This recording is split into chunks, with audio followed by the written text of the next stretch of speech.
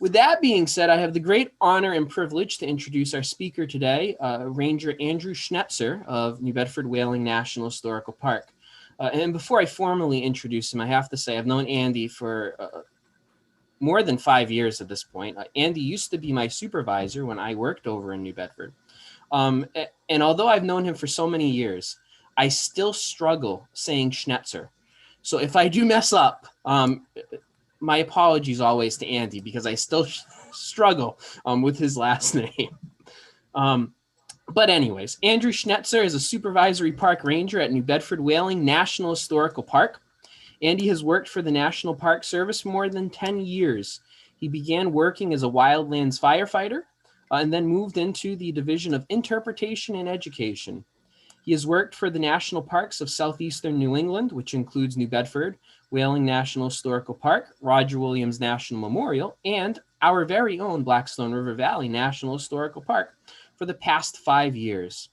And so without any further ado, Andy, the virtual room is yours, sir. Fantastic. Mark, thank you. That was an introduction that I do not deserve. So thank you so much. Also thanks for having me. The good folks at the Blackstone River Valley National Historical Park invited me to speak with you all today. And I appreciate that so very much. And also thanks so much for the Corridor folks for hosting all of this, which is just fantastic. You guys are absolute rock stars. And I cannot wait to get started with you today. As you can see, I'm here at my house. We're actually going to talk about that a little bit more in a little while. And I put on my uniform for you today, even though I'm not in a national park or really even near a national park. The national park kind of follows the rangers. Wherever the rangers go, that's where the national parks are. But I am not wearing shoes. That is, and you are not required to wear shoes either. That's one of the interesting things about living in the world that we're living in today. So, so thank you again so much for having me. And also, I want to take a second to just send out my good wishes to all of you. It's very, very interesting and challenging times that we're living in. I'm well and I'm safe. I'm in a safe place in my house. And I'm healthy, and I am exceptionally grateful for that. And I hope that all of you are too. I'm sure that there was a time before all of this that I wasn't quite as aware or show as much gratitude for the fact that being healthy and being safe is such an important thing. And I hope that after all of this is over and we're back in person, maybe doing some walkabouts or something like that along the Blackstone, that we don't forget that that gratitude for what all of this means. And so with all of that said, I am hoping to give a really incredibly nerdy ranger program to all of you today. We're going to cover some interesting things. We're going to go all over the place. And with that, let's go ahead and get started. So I am going to share my screen. All right, there we go. King Midas curse. Revolution is in the air, or maybe I should say revolutions were in the air. And like the air, revolution touches everything. So how about the American Revolution or the Industrial Revolution that followed? Can we talk about either of these things without taking a broader atmospheric perspective on them? Everything about, well, many, many things about these two revolutions, what they touched turned to gold. Perhaps the founding fathers were alchemists seeking the Midas touch. I'm certainly not the first person to argue that the founding fathers were largely a group of rich white men looking to get richer and keep their power. But what is the cost of all of that gold? When everything you touch turns to gold, pretty soon you can't see anything but gold. We're going to investigate how the American Revolution and the Industrial Revolutions interacted with each other. How it's possible, impossible, and potentially even irresponsible to study this time period without judgment. You kind of have to look back on it and make some judgments about what happened and the decisions that were made. And how can we see evidence of this in two of the original objects that were built at the time, Slater Mill and Monticello?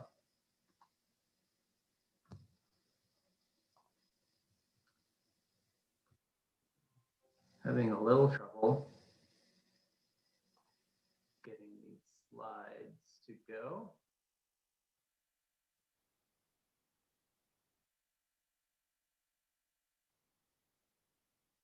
There we go. We're going to look at how the foundation of 1776's life, liberty, and the pursuit of happiness was the foundation in the design of Monticello as well as at Slater Mill. You like that foundation? That's a Ranger pun. I'm using an architectural motif. Both were being constructed in 1793. And although they could not be any different architecturally, Monticello being clearly inspired by the classical style and Slater Mill being inspired by almost pure practicality, both have profound similarities in the context and the function of early America. In fact, we'll see that these two buildings so represent the trajectory of the nation that they are perhaps the two most significant buildings in America that were built at the time. And we can see traces of this impact in their architectural features. They represent the reasons why American wealth eventually swept the world. And the tale of King Midas, the man who everything he touched turned to gold, ultimately had to realize the curse of what comes along with that. These are some big ideas, and so bear with me. And just so you know, I originally had this idea or came across this idea from this amazing architectural historian named William Pearson. And volume 1, he ends with Monticello, but in volume 2, he begins with Slater Mill. And the idea of these two buildings being so impactful to the history of architecture of America really struck me. And it was, I think, the result of a great conversation I had with Ranger Kevin and Ranger Mark that inspired me to be here and talking with you today. So, like I said, these are some big ideas. So let's get started, and let's start, with some big pictures. And we're actually going to go back to this dude named John Locke. And in 1688, there was another revolution. They called it the Glorious Revolution, and it was in the air in England. And John Locke was writing about the role of government at the time, and he kind of came up with this idea, and he wrote this idea that government is accountable to the people. This was one of the results of that Glorious Revolution. And there's actually some pretty cool connections between that idea and Rhode Island, right? Because our good buddy Roger Williams here in Rhode Island took that concept and he had already taken it maybe a step further with the idea that not only is the government accountable to the people, but it exists because of the people. And so already we're starting to see some really profound connections between some of these broad ideas in the actual physical places that we're talking about. But who is the government accountable to? Like, who are those people? And really, in those days, those people were the people who had estate, the people who owned stuff, the people who had property. And as brutal as that might sound for us today, it's really difficult to reconcile the idea that the people who mattered to these folks back in those days were the folks who owned things. And if you think about it, when our Constitution was written, there's really nothing in the Constitution that protected the rights and liberties of the people. The Bill of Rights is a series of amendments that came after that, immediately after. But the original idea of the function and role of the United States government was not the protection of the rights and liberties of the people. And even, and think of voting rights, for example, and even the ongoing struggle for voting rights today. The foundation of the Constitution is that the government is really only accountable to some people. And the role of that early government was to protect those people who had property. That's what it was designed to do. That was what the role of the government was. At least that's what I'm arguing here. And non-property owners were given a voice. They had limited protections from authoritarian government, very limited protections, right? Troops can't come into your house and take a nap. Law enforcement can only conduct reasonable searches of your stuff. Perhaps the founding fathers understood that in this alchemy of government that protects their property, it would give the property owners the King Midas touch. Francis de Tocqueville wrote that liberty was understood not as genuine self-government, but as privilege. The government offered you protection if you were an owner. That was the protection of liberty and the privilege of liberty. Even today, a friend of mine and I were talking the other day, and after a recent election in his local government, his property taxes went up, and he was complaining to me about the number of people who had voted to raise property taxes who weren't property owners. And I was like, hold on a second. Are you saying that only property owners should have the right to vote? And he was like, well, yes, of course. And then he thought, no, wait, hold on. No, that's not what I'm trying to say at all. But it's an interesting idea, right? That even in America today, we kind of think of the government as protecting our property, but also at the same time protecting our liberties. And how do we balance those things? It's something that seems to be fundamentally American. Let's take that simple foundation, that long, broad idea that I presented, and let's start talking about some buildings for a second. And we're going to look at a couple of architectural styles. Now, an architectural style is the form, the shape, and the material of a building. Now, function also plays an instrumental role. So let's say, for example, the Victorian style. And one of the subcategories of a Victorian style is Queen Anne. And a Queen Anne house is kind of like maybe what you picture a Victorian house to look like, right? Like it's a beautiful, wonderful house to live in. But a Queen Anne house would make a horrible modern high school, right? That doesn't make any sense. And so the function of the building is a really important part of the style of the building. And that simple concept we're going to apply to both Monticello and to Slater Mill. The function and the style are connected with each other, and that's how we start to see deeper meanings. So the two buildings we're going to look at are Monticello, which is a classical revival style, and then we're going to also look at Slater Mill, which is the corporate style. Here's a beautiful silver nickel there. It's actually, I think that's a 1942 nickel, which was silver, as a matter of fact. All right, so the classical revival style, and when we say classical, we're talking about the classics, so like ancient Rome, ancient Greece, and a little bit of ancient Egypt thrown in there, right? And those influences are what we sometimes think of as classical revival if they have been built within the last couple of hundred years. And the classical revival, according to our good buddy Pearson here, falls into 4 phases. And I'm only going to cover these 4 phases to make a point. And so we're going to go through them relatively quickly, but it's important, I think, that we do. The first phase is traditional. Then there's the rational phase, the federal phase, and then the idealistic phase. So let's look at each of these relatively quickly. Here we go. Here is the traditional phase. And all of these buildings that I'm selecting are kind of local or are maybe something that you're familiar with. So here's a house in Boston that was built by an architect named Bulfinch. She also designed the State House in Massachusetts. And this traditional phased house is noted for its classical ornamentation. It's really the ornamentation here at this point. It followed some building elements of classical methods, and that it's made out of brick or like a stone. It's not wood, and it's noted for its exceptional use of proportion. This is what's important. The windows are to scale. The adornments are harmonious with each other, and the pilasters, which might be kind of like the fake columns, like the half columns that are just like stuck against the wall. Those are the pilasters. They're decorative, but they have a mathematical scale that is of classical origin.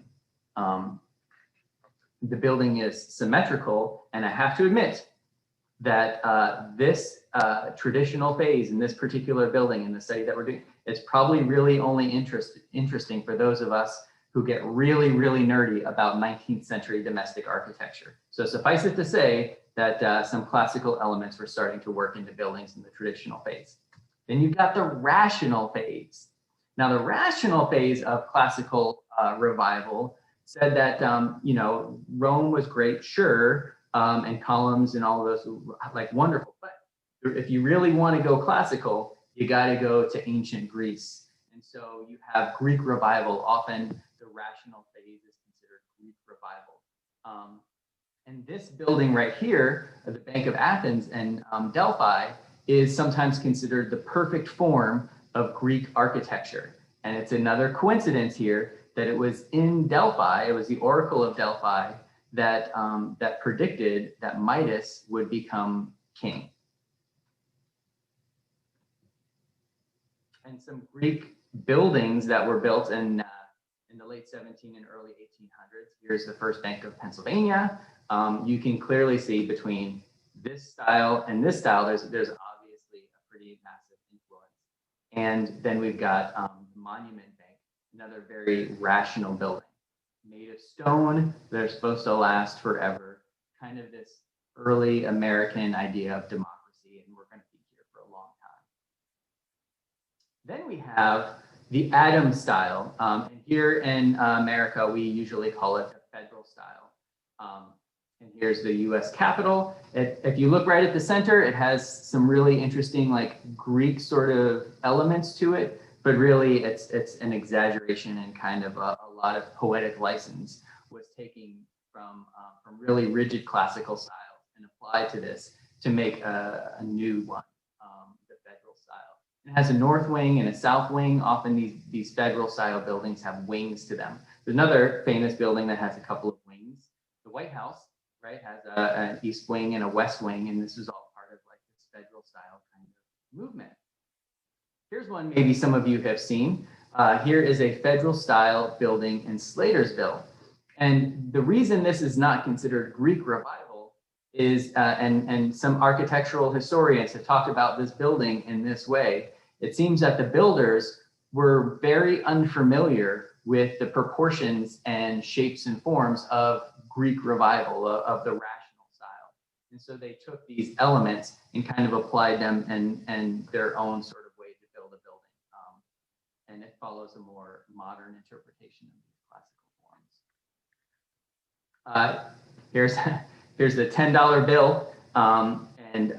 This building, the US Treasury, was designed by Robert Mills. It also has a lot of classical revival elements to it. To me, the US Treasury building is probably one of the most architecturally beautiful buildings in Washington, D.C.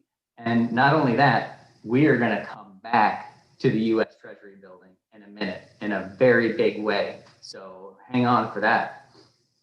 But I really wanted to go through these first three phases in order to make this point. The idealistic phase of classical revival wholly encompasses one man and pretty much one building, Thomas Jefferson and Monticello. An entire phase of classical revival is dedicated just so there's nothing else that compares to it.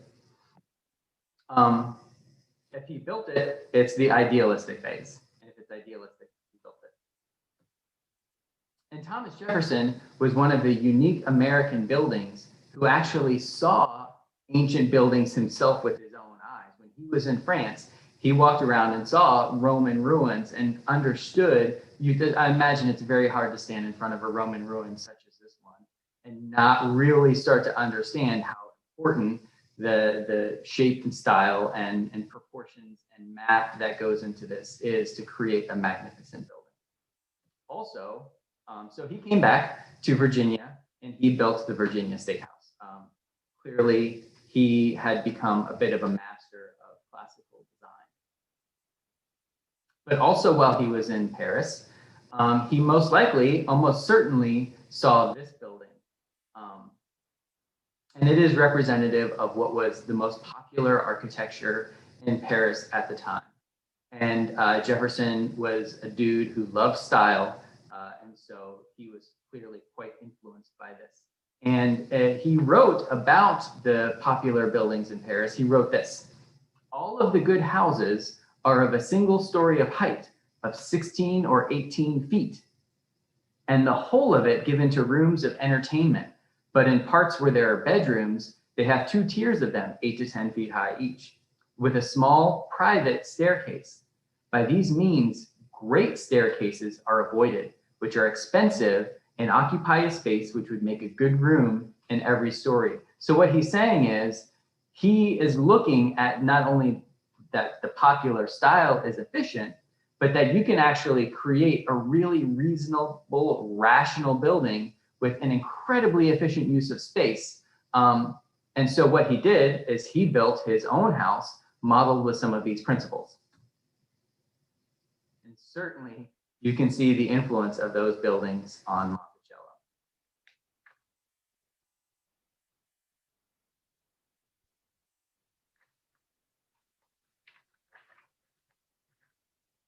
So Monticello is one story.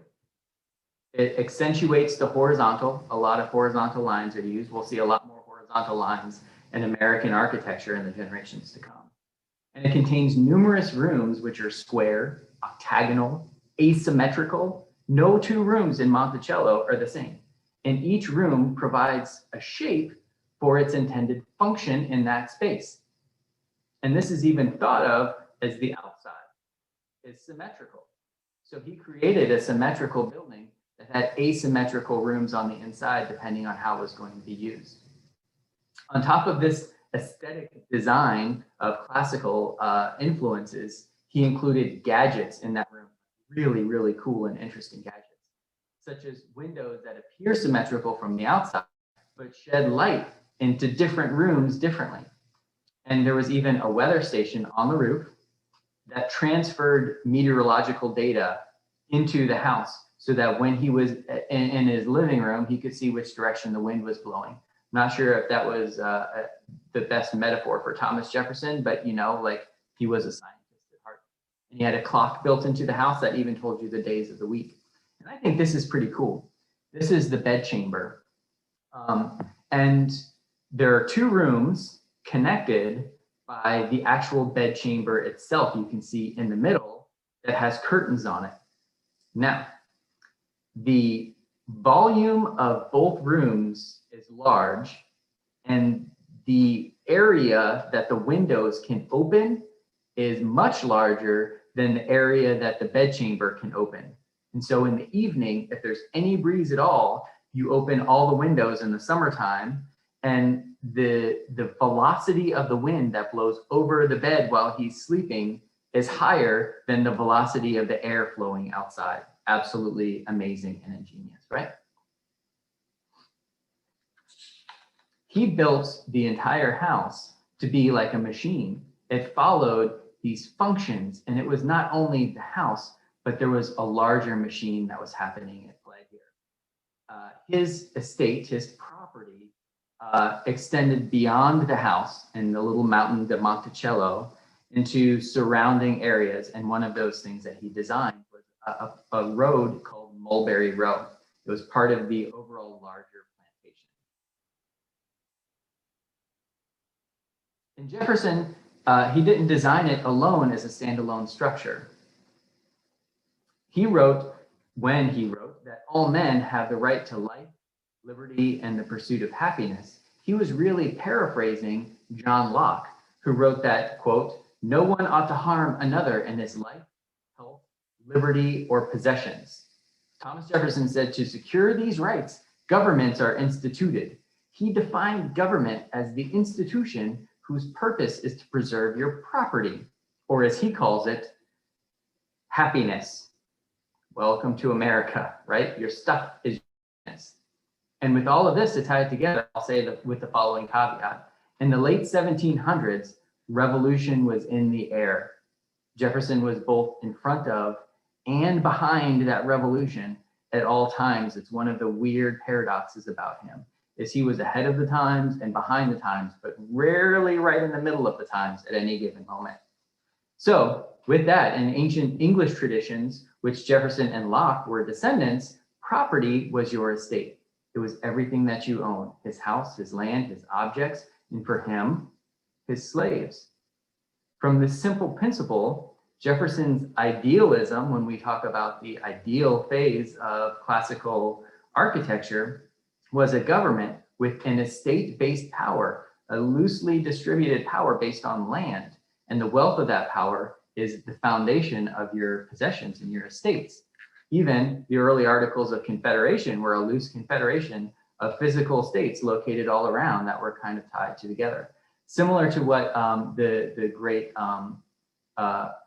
political scientist Francis Fukuyama recently talked about in his work, The Origin of Political Order and Decay, that there is two systems of government, a land-based and a tax-based. And maybe Jefferson's idealism was land-based. And it's hard to wrap our heads around this basic concept today. So we think of your worth as your bank account balance, right? Like, how many dollars do you have? And that's a very capitalistic way of thinking about things. So today we might say that Jeff Bezos is worth $184 billion.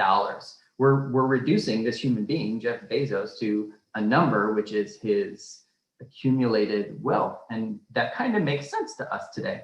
But in the 1700s, it might have been talked about a little differently. So like we might have said that Jefferson had 5,000 acres of land in Virginia with buildings, farms, orchards, vineyards, and 140 slaves.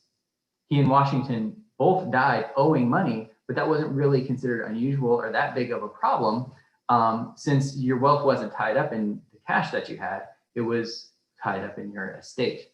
The world, and for those of us who tuned in 2 weeks ago, maybe you're starting to catch on to this, we learned that that's not what was actually going on in the late 1700s. And it's been a real problem for historians to reorganize and think about things a little bit differently. There was no potential in Jefferson's time to build a bucolic, utopian, estate-based land-owning system of government and wealth. The world was way past that by this time. Estate really had become capital. And so with that in mind, we can see that his slaves were part of his wealth, and Jefferson had argued that it was the role of government to protect that, right? The source of his labor, he thought, should be protected by the government, perhaps. And it may have been difficult for him to imagine a nation of free people who were not in some way tied to a piece of property that were growing stuff and building things and making things for sale.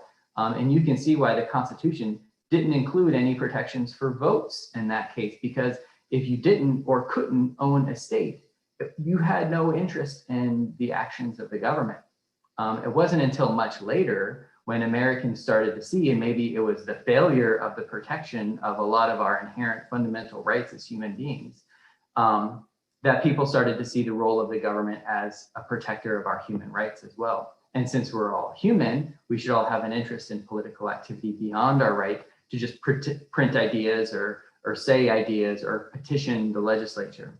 The Constitution guaranteed Americans' right to complain, but not really to do anything about it if you didn't own property, were white, and male. Mind you, Locke was fiercely opposed to slavery. And in line with that, Jefferson took great pains in the construction of Monticello to make the source of his labor invisible.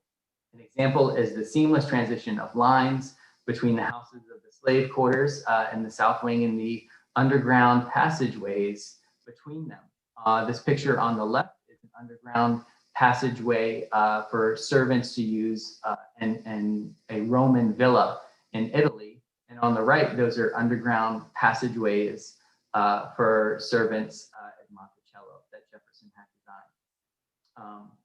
And the construction of Mulberry Row, a working village built on the plantation for laborers, free and unfree, an early weaving building. So this is an early weaving building that was constructed to create textiles right there on the property. This is perhaps one of the starkest and early architectural representations of how labor in America was made to be invisible, and that they were very aware of that, and that there is a lot of shame that was attached to that even at the time, that they wanted to make it invisible as part of the great and early deep shame that we still struggle with as a nation today, the long history of making industrial labor more invisible over time. Monticello is the only presidential home and the only site of enslavement in North America that is designated a World Heritage Site. And John Locke wrote, "For he that thinks absolute power purifies men's blood and corrects the baseness of human nature need read but the history of this or any other age to be convinced of the contrary. He that would have been insolent and injurious in the woods of America would not probably be much better on a throne," as John Locke throwing shade at Thomas Jefferson before Jefferson was even born. But this was still early in King Midas's career. Midas maybe hadn't quite fully realized his curse yet. In 1790, tobacco accounted for 44% of the nation's exports. It wasn't until the 1850s that cotton accounted for 54% of the nation's exports. So let's look at Slater Mill. In 1793, if you were to walk past the wooden structure of Almy, Brown, and Slater, there would have been only the cupola on one end and its size to distinguish it from many of the other mill buildings in Rhode Island. Referred to by architectural historians as a simple box, nothing could have been built at the time that was more alienated in form from classical antiquity that was the height of fashion at the time in other parts of the country. Except one thing, it was big. Slater Mill was one of the biggest buildings around. And if you had walked past the morning of December 20th, 1793, little would you have maybe realized that inside King Midas had just touched a piece of cotton. On that day, the first mill workers, 2 girls, 7 boys, ranging in age from 7 to 12 years old, began spinning cotton. On that day, the first industrial building in North America, the first industrial building outside of the world, outside of England, sprang into life.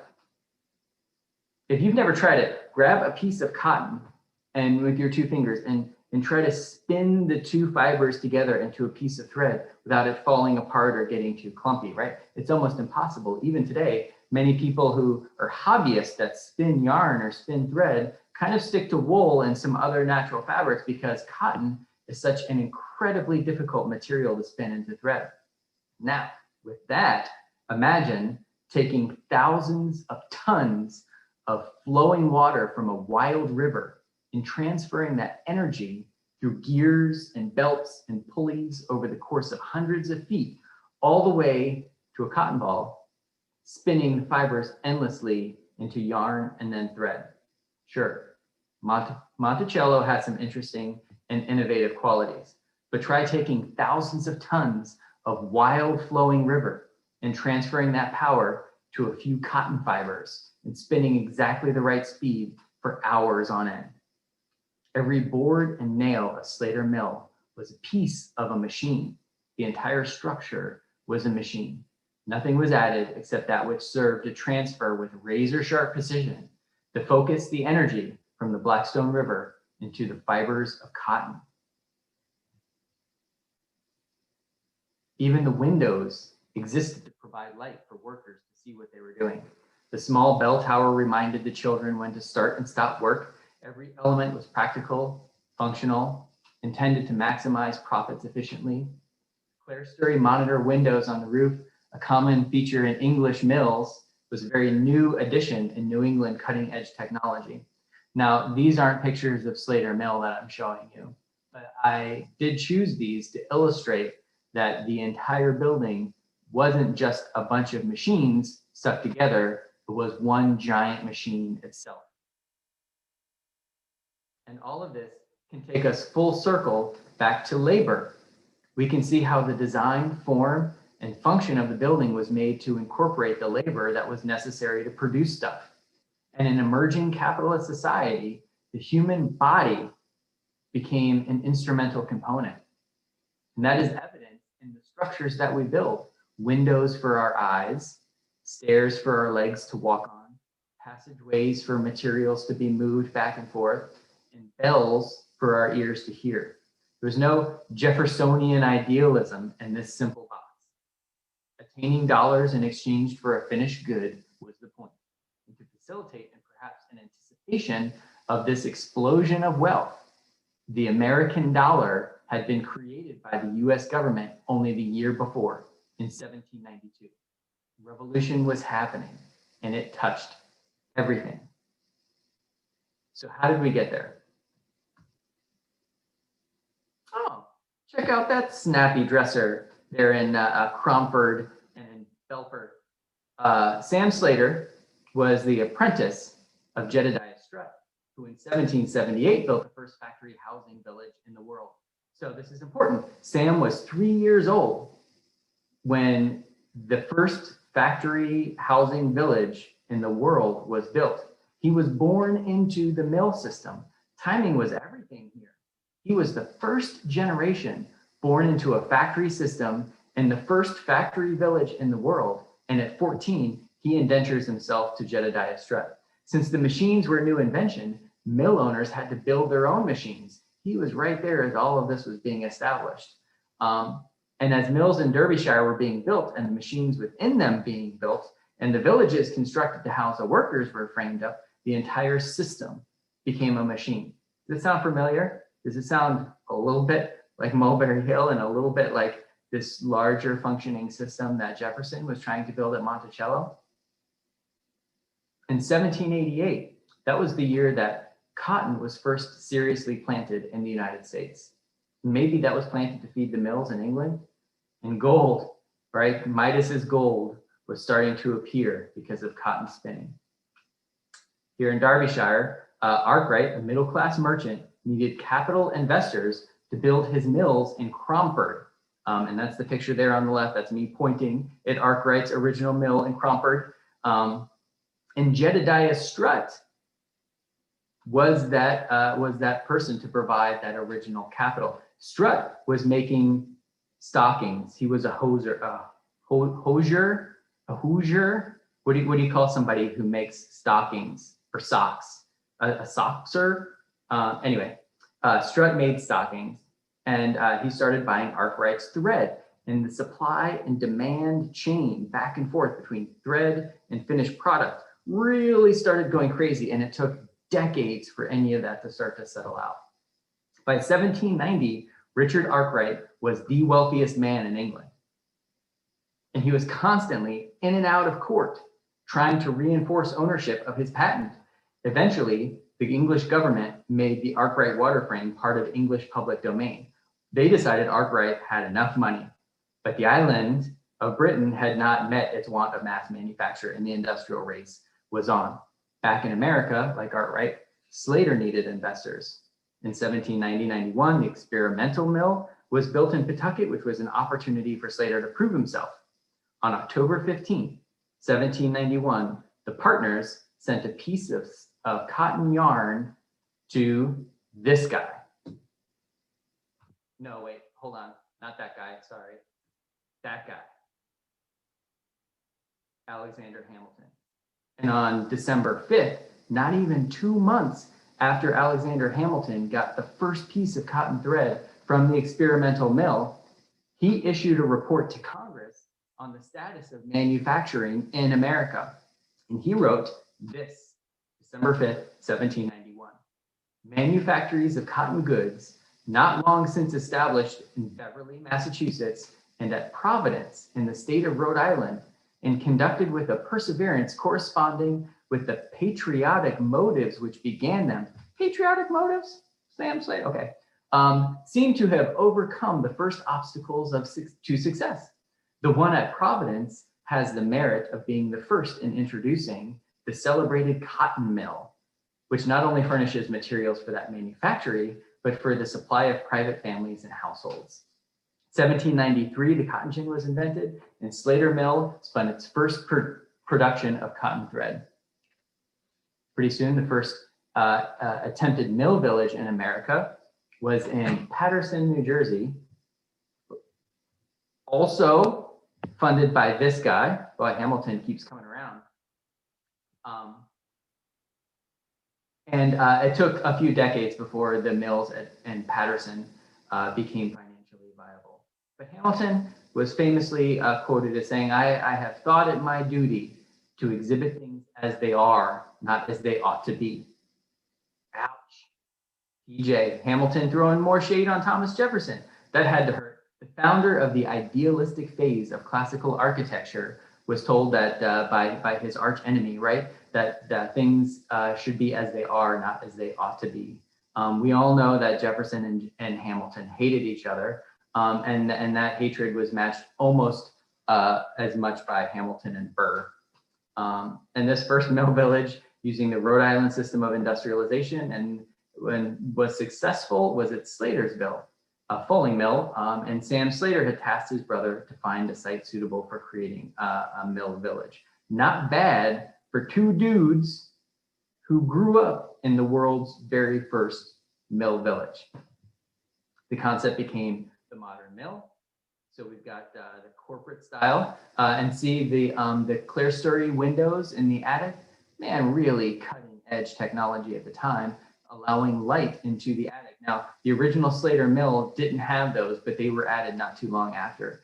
At the time, probably the only other place where you could see an architectural feature like that was in Derby. But we maybe know this building, the Hopedale, where we talked about 4 weeks ago. Thanks, Allison and Mark, for that amazing discussion. Also, a box, right? Maybe a couple boxes stacked in a different way. Oh, check that out. There's a giant, huge box in Amazon warehouse, right? The corporate style is one of the most ubiquitous architectural styles anywhere in the world.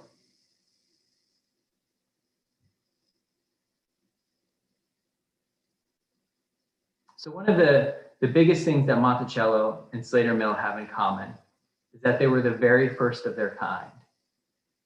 Both systems of production and manufacture, and they were both fiercely protected by their government. After all, according to the founders, those actual dudes, Hamilton and Jefferson, the role of the government was to secure their wealth and provide for the growth of that wealth. And we can see that in both of these buildings. And the second now, obviously, I'd say Hamilton being the defender of industrialization across the country and his direct actions with Congress, and clearly having identified Pawtucket and Providence and Rhode Island as places where this manufacture should be fostered. And so he was definitely involved in a lot of the success of the Blackstone Valley mills. And it wasn't until the second century of the second decade of the 1800s that Congress passed its first protective tariff.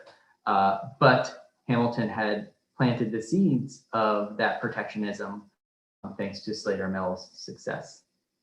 And that's it's a jarring thought. Let's think about this.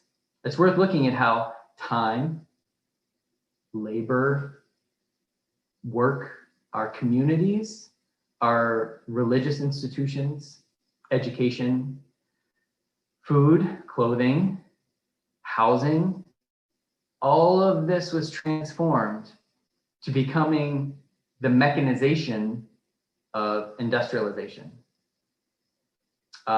Industrialization of the human body and the spaces that they reside, or powerful changes were happening all around. And the emergence of this really powerful capitalist system. And there's a lot of emotion, there's a lot of trauma, there's a lot of humanity mixed in with the designs and the functions of these buildings. And this is a seemingly unresolvable problem, the curse of King Midas. It ties the wealthy to their power while they lose the humans around them, consigned to invisible passageways, tenements, mulberry rows, polluted riverbanks, disenfranchisement, lack of political mobility. They say that King Midas' father was named Gordius, and it was Delphi, the oracle at Delphi, who said the first person to walk through the gates here will become the next king. And then along comes Gordius with his cart, and he walks through the gate, and he ended up becoming king. And in honor of that, Midas took a rope and he made a monument. He created a tie, a knot, to hold that cart in that position, so that forever that cart would be there as a monument to his father's history and then future. And Midas tied that knot so tight that it couldn't be untied, the Gordian knot. the only way to get through that knot was to cut it. So where does that leave us? Well, revolution is once again in the air. Even right now, each of us are sitting in front of a machine. We're looking at each other. It's like an illusion. We're trying to make sense of our own time, our own money, our own families, our bodies, our health, our environment, and the buildings that we're doing all of this in. Here's a picture of my home. This is the room that I'm in right now. It's my home office. And you're right, that's a dining room. I'm doing my work in a dining room. This room was designed for people to sit in and share meals together. Using it as an office is very different function from that. And I have to figure out what that means for me and my life. And all of you are in a really similar situation. We're all working in different places. Here's a famous home office. Bay windows were famous in home offices back in the day. The idea is that you sit with your back to the window, and this one's perfect. It faces to the south. And so as the sun moves across the sky all day long, that light shines in over your shoulder and illuminates the work that you're working on. Here's a home office maybe today and the home office of the future. You actually want to turn around, you want to be facing that light, right? So that when you're on a video call, like we are right now, we actually look better. If the light were directly behind us, that would be terrible. Our places are changing. We'll do it differently. Anyway, the next time that you're in Pawtucket, stop by Slater Mill. Watch the water flow past, look at the skyline, and reflect on how that site, this one building, was the seed that bore the fruit of everything that was to come after it. Then check your watch. You gotta hop back in your car and head off to your next destination. Human workspaces, be it Monticello, Slater Mill, your car, or our dining rooms, were all built environments. Is it gold? Is it a curse? Or maybe a little bit of both? Thanks. Thanks, Andy. Mark, I hope we have some questions. We do have some questions. Oh, good. Came in, yes. They came directly to me, but we do have a few questions. Thank you, Andy, for that. That was great. Help me answer them, Mark. Maybe. So the first question that came in was, could you compare and contrast the long-term environmental effects of the work that was undertaken on these properties? Oh, that sounds like a whole program. Stay tuned for Revolution is in the Air 2022. That sounds like a spectacular whole program. I'm sure that you can.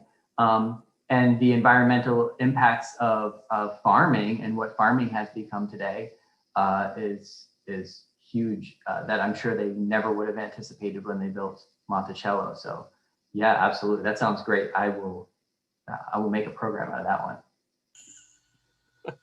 Well, see, something for next year, right? There we go. This is good.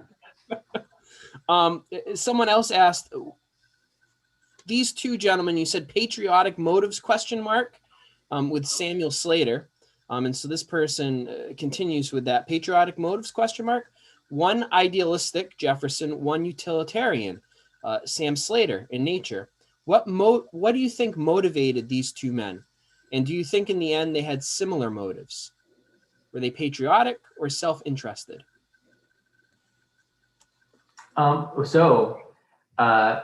I think that at the time, since they were Sam Slater, not necessarily so much maybe, and that's where the patriotic part came in, because Sam Slater is known as being a traitor against his country. But if we think of Jefferson and Hamilton, and then of course the patriotism that I'm sure Sam Slater developed as an American, and being found on the founding level of the country, I bet it was hard for them to even see past the difference between those things. Since they were creating the country, what was motivating to them was patriotism. And maybe in the last 250 years, we've been trying to untangle that ever since, because what worked for them clearly didn't work for most people. So. Thank you. Another question was, what was the reason why only children worked in Slater Mill when it started at first? I think that there are a couple of reasons. And today when we think of children working in mills, we don't think of maybe what was happening in Slater Mill. We think of an entire economy that was based on taking advantage of people's labor and taking advantage of children's labor. But at Slater Mill in the early days, I believe that they did that because most likely that's what Slater saw happening at the mills in Cromford and in Belper. And so he had really taken not only the methods of the machines, but the methods of the whole lifestyle and everything that he saw. And he just kind of like rubber stamped that right onto Pawtucket. It's really pretty fascinating. Even his own personal story of having this great idea, but then having to find capital to pay for it, right? Like, I think it's because there's so much similarity, it might be reasonable to suggest that the decisions that he made in Pawtucket were based on what he saw in England. And I think that we can kind of project that onto him. And I'm sure that there's much more comprehensive reasons for that too. And at the time, if you had a whole mess of kids and you were living in Rhode Island, it might have made a whole lot of sense for some of them to go to work and earn a little bit of money, which it's very difficult to judge that when we often think of an entire economy based on sending your kids to a mill. That was very different. Yeah, exactly. And Robin added on too, hidden in the Blackstone, says that children were cheaper and easier to train. They had smaller hands, probably a combination of a lot of reasons. And I think that, to your point, Andy, there's a lot of factors here, both what Sam Slater had already experienced in England, this child labor, they're easier to manipulate, obviously.